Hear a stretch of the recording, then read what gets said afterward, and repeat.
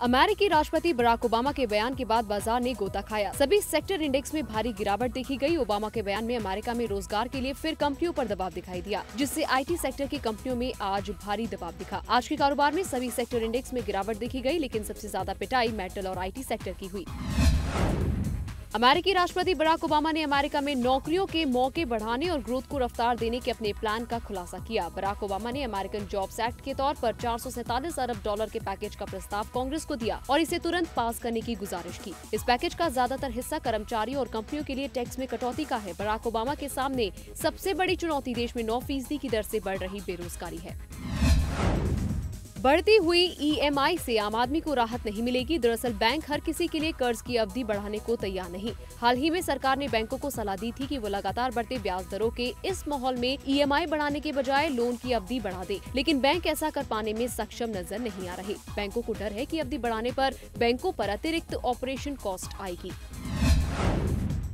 सरकार ने गेहूं और गैर बासमती चावल के निर्यात पर से रोक हटा दी है। ओपन जनरल लाइसेंस के मुताबिक निजी कंपनियां गेहूं और गैर बासमती चावल का निर्यात कर पाएंगी। हालांकि सिर्फ 20 लाख टन गेहूं और गैर बासमती चावल का ही निर्यात हो सकता है। देखा जाए तो 4 साल पहले सरकार ने गेहूं और गैर बासमती चावल के निर्यात पर रोक लगाई थी। वहीं बढ़ती कीमतों को देखते हुए सरकार ने प्याज के निर्यात पर रोक लगाने का फैसला किया है।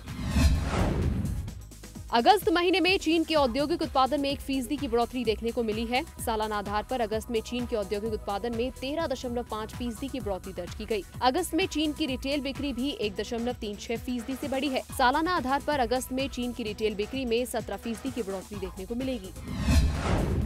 2G घोटाले में फंसी लूप टेलीकॉम की मुश्किलें बढ़ती नजर आ रही हैं। टेलीकॉम विभाग ने लूप टेलीकॉम एसआर को लेकर एक बार फिर कॉर्पोरेट अफेयर्स मंत्रालय को चिट्ठी लिखी है। टेलीकॉम विभाग ने मंत्रालय से पूछा है कि क्या लूप टेलीकॉम ने लाइसेंस नियमों का उल्लंघन किया है। लूप टेलीकॉम पर एसआर की फ्रंट कंपनी होने का आरोप है, जिसकी सीबीआई जांच कर रही है। अगर कंपनी पर आरोप साबित होता है तो लूप टेलीकॉम का लाइसेंस छिन जाएगा। ऊंची ब्याज दरें और महंगे पेट्रोल डीजल का असर कार बिक्री पर साफ देखने को मिल रहा है। सियाम के मुताबिक जुलाई के मुकाबले अगस्त में घरेलू पैसेंजर कार की बिक्री 10% घटकर 1.44 लाख यूनिट रही। टू व्हीलर्स बिक्री की रफ्तार अब भी कायम है। अगस्त में टू व्हीलर्स की बिक्री 16% बढ़कर 11 लाख के पार पहुंच गई। अगस्त में बस ट्रक की बिक्री 22.5% बढ़कर 64,000 यूनिट से ज्यादा रही।